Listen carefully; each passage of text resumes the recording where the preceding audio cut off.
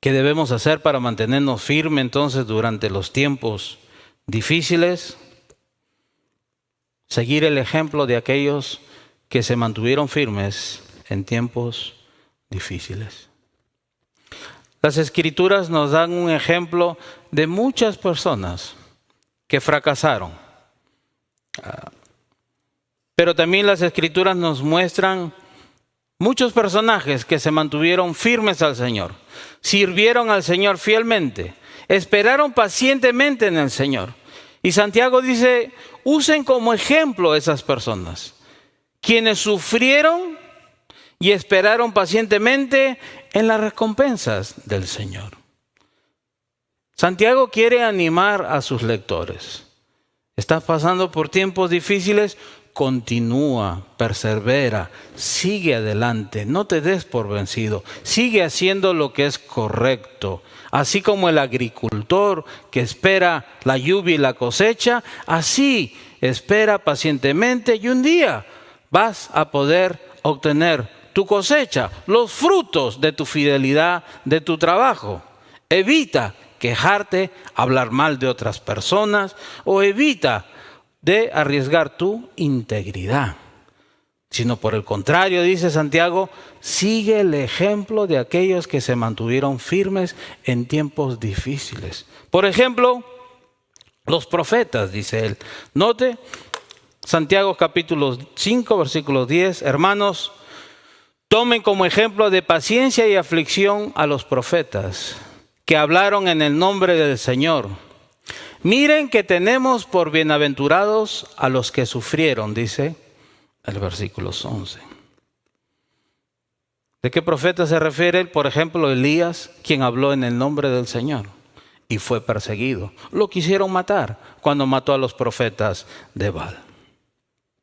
Tenemos a Jeremías, quien habló en el nombre del Señor.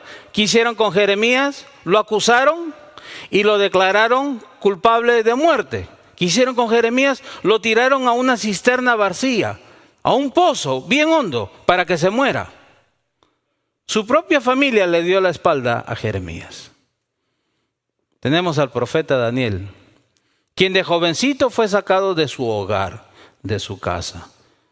Se llevaron a su familia, se lo llevaron a él de rehén a otro país, a otra nación. Le enseñaron otro lenguaje. Él se mantuvo fiel a Dios. ¿Qué hicieron con Daniel? Lo tiraron a la fosa de los leones. Porque él no se negó a seguir adorando a su Dios, su único Dios, el profeta Daniel. Pero a la vez, estos profetas fueron bendecidos por Dios. Dios les dio revelación especial a ellos. Ellos hablan de las cosas futuras que iban a suceder en el mundo. Estos hombres sufrieron, pero también fueron bendecidos porque fueron usados por Dios. Entonces Santiago dice, ustedes, dice, qué bendecidos fueron estos hombres.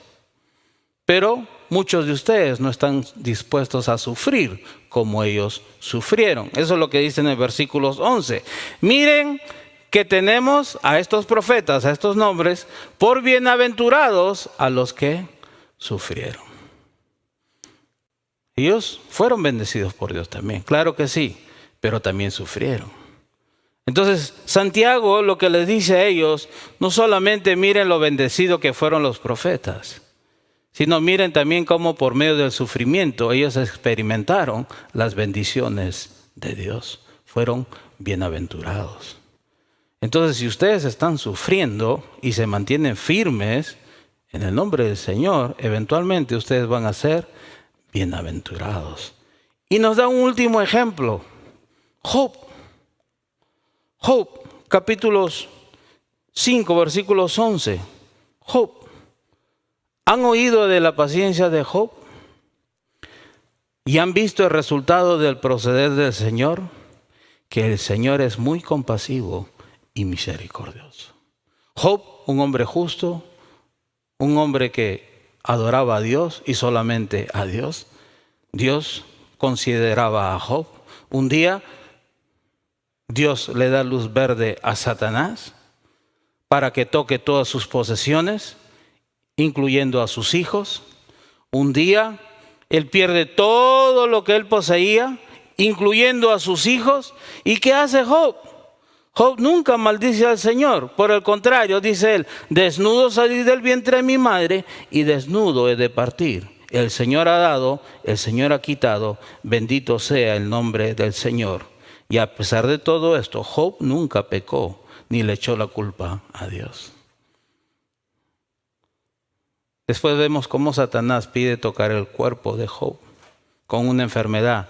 Y Dios le da luz verde a Satanás y Satanás toca el cuerpo de Job.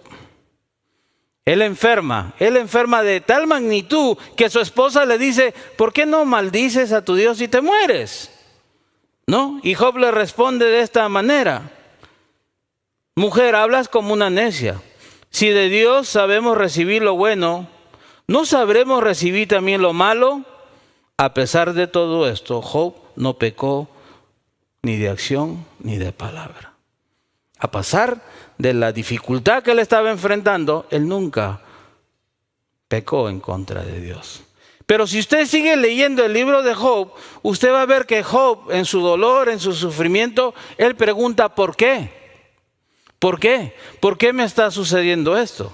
¿Por qué me está pasando estas cosas? Si yo siempre he sido fiel, yo siempre he cuidado mis ojos, mi manera de hablar, ¿por qué? Él pregunta por qué. Y llega un momento en el libro que él se frustra en contra de Dios y le reclama a Dios, ¿por qué estás haciendo esto en mi vida?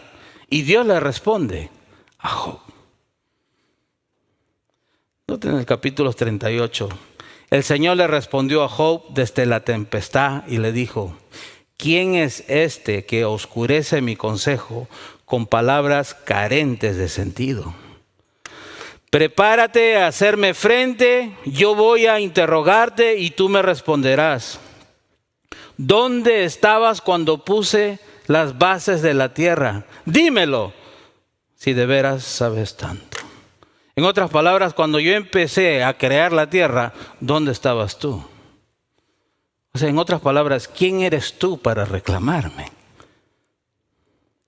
Y el Señor sigue hablando en los siguientes capítulos y Job le responde finalmente al Señor. Capítulo 42, Job le responde al Señor y le dice: yo sé bien que tú lo puedes todo, que no es posible frustrar ninguno de tus planes. ¿Quién es este, has preguntado, que sin conocimiento oscurece mi consejo? Reconozco que he hablado de cosas que no alcanzo a comprender, de cosas demasiado maravillosas que me son desconocidas. Dijiste, ahora escúchame, yo voy a hablar, yo te cuestionaré y tú me responderás. De oídas había oído hablar de ti, dice Job, pero ahora te veo con mis propios ojos. Por lo tanto, me retracto, entonces me tapo la boca de lo que he dicho y me arrepiento en polvo y ceniza. En otras palabras, me arrepiento por haberme quejado de tal manera, por haberte reclamado. Perdóname, Señor. Job no entendía por qué le estaba pasando por esa situación difícil en su vida, así como muchos de nosotros. Y si tú lees todo el libro, Dios nunca le dice por qué. Dios no le responde a Job el por qué. Pero nosotros que leemos el libro sabemos por qué. Y al final, ¿qué hace Dios? Después de haber orado Job por sus amigos, el Señor lo hizo prosperar de nuevo y le dio 2 veces más de lo que antes tenía. Sus propiedades, pertenencias, hijos, lo bendició de una manera aún más abundante. O sea, el Señor a su debido tiempo le mostró su misericordia. Ese es el ejemplo que usa Santiago aquí. Él nunca entendió por qué sufría, por qué estaba pasando esta situación, pero Dios le mostró su misericordia. Y ustedes, dice Santiago, de la misma manera, esperen pacientemente en el Señor, porque Él a su debido tiempo les va a manifestar su misericordia. Si estamos pasando por tiempos difíciles, debemos mantenernos firmes porque Dios pronto manifestará su misericordia. Lo va a hacer. Eventualmente lo va a hacer. Pero mientras Él lo haga, nosotros debemos seguir haciendo lo que es correcto. El libro de Job no trata del sufrimiento. El libro de Job trata de la sabiduría de Dios. Él sabe lo que Él está haciendo. Él sabe lo que Él está haciendo. Y Él sabe lo que está haciendo en la vida de cada uno de nosotros. Él está usando cada evento, cada situación en nuestras vidas. Porque Él sabe lo que es mejor para ti y para mí. Pero a su debido tiempo Él va a manifestar su misericordia en nuestras vidas. Nosotros debemos esperar simplemente, como el agricultor, pacientemente. Seguimos trabajando, limpiando los instrumentos, continuamos haciendo el bien, porque Dios eventualmente nos va a bendecir y vamos a cosechar toda la fidelidad y todo lo que nosotros hemos hecho fielmente mientras hemos pasado por tiempos difíciles.